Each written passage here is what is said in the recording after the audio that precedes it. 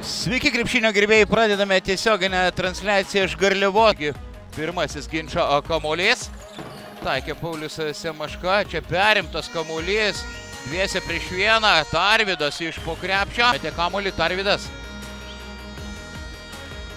Ir štai toks metimas.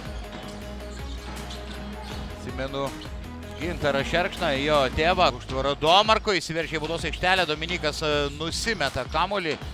Šliogeris, geras jo perdavimas, bet sutrukdo varžovui Tarvydui. Žaibiška kontrataka ir veteranas.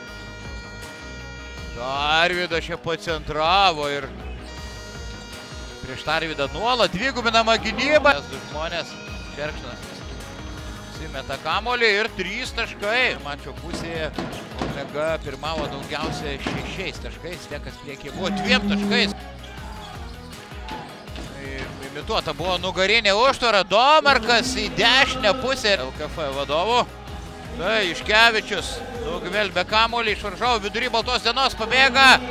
Ginti svečiai, Galeckas, jo balionas, kabinamas kamuolys, Kelečius pagauna kamuolį. Tarvydas. Ne pačios geriausios jo rungtynės.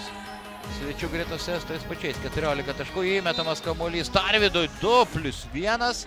Bando kibiau, agresyviau gintis Steko komandos krepšininkai ir tai duoda vaisių. Tai toks metimas. Neleidžia į užtvarą žaisti Domarkas, bet Semaška vis tiek prasmunka į dešinę pusę. Domarkas. Koks sudėtingas metimas. Veckas atakai 7 sekundės. Verpstė, graži verpstė. Laivištai grūdas. Iš dangaus nukrinta Semaškai, vėl į dešinę.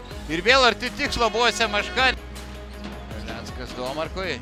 Pukaičio stepautas. Kur pagalba turbūt iš silpnosios pusės, ko gero. Ten Mantas Šerkšnas turėjo. Tačiau žengti baudos aikštelę. Jo, sėkmingų prasiveržimų. Galeckas, taikliai. Kamuolį klysta Dominikas, reikia greitos atakos. Pirmas 3 taškai ir dar pražanga.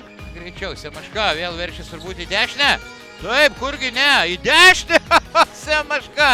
Na, manau, jau Omegos krepšininkus galima sveikinti su pergalė. Galeckas. 92-77, nors galutinis rezultatas gal šiek tiek ir neatspindi rungtynių eigos. Kągi, sveikinimai ir Giedriui Kurtinaičiui.